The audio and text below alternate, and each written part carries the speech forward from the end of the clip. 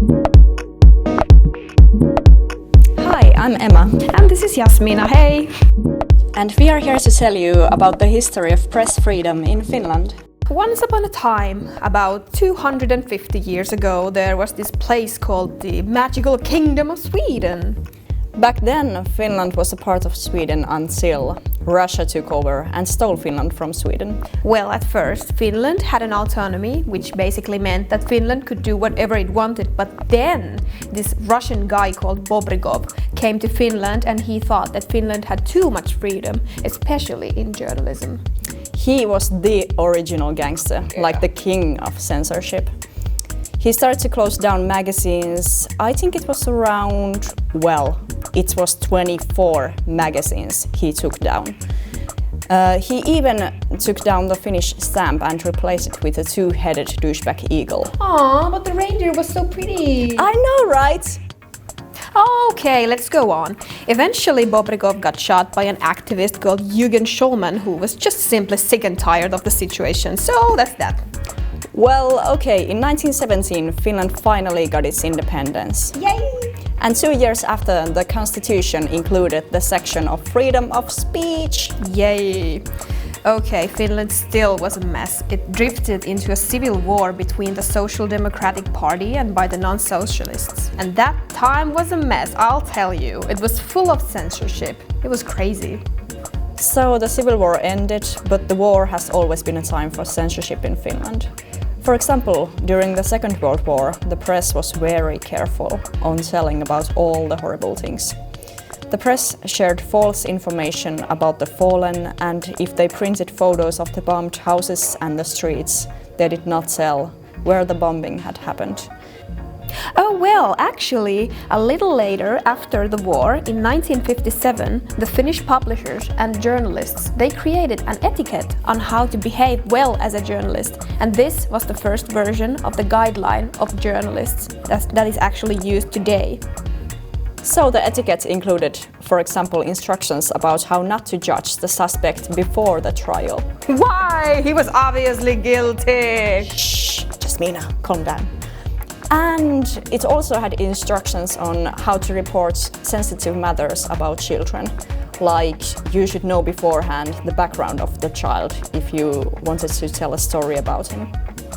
Okay, next up is some literature and censorship. So in 1964 there was this interesting case about this author named Hannu Salama who wrote a book about a midsummer party where basically, everyone got drunk and had sex with each other. And this was totally fine for people, but then one of the characters, he started to claim that Jesus Christ was dating a donkey, and that actually got the author into jail, and he said that he regrets nothing.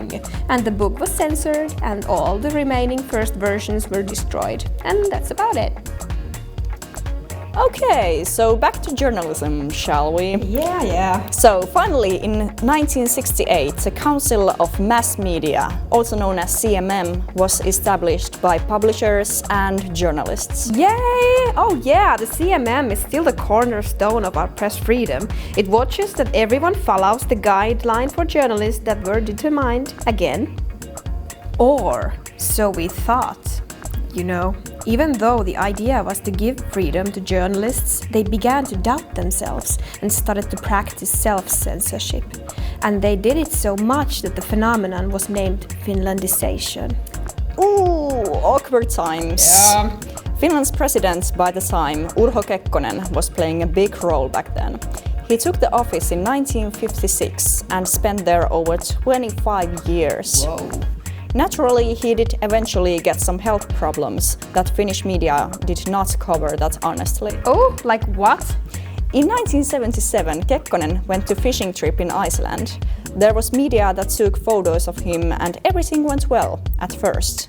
But then he fell dramatically. Photographer took a photo of the accident, but it was definitely not published because the president was simply not wanted to be shown as a fragile person. That's bad. Okay, then eventually Kekkonen died and then something really weird happened. The Soviet Union fell. It just sank, yeah. Then the Finnish journalists were like, Kekkonen is dead. Soviet Union has fallen. What can we do? Well, we can party! Yes! Yeah, that was the golden time, the beginning of the golden time of the Finnish journalism. Finnish journalists were like free as birds in the sky, so they could do whatever they wanted. How exciting! Yeah. But the fake news is not only a global issue, it also has trembled down the Finnish press. So basically now that everyone has freedom to say whatever they want to, they can also present it as the hard news. So there are some publishings that claim to be the exact how the things went.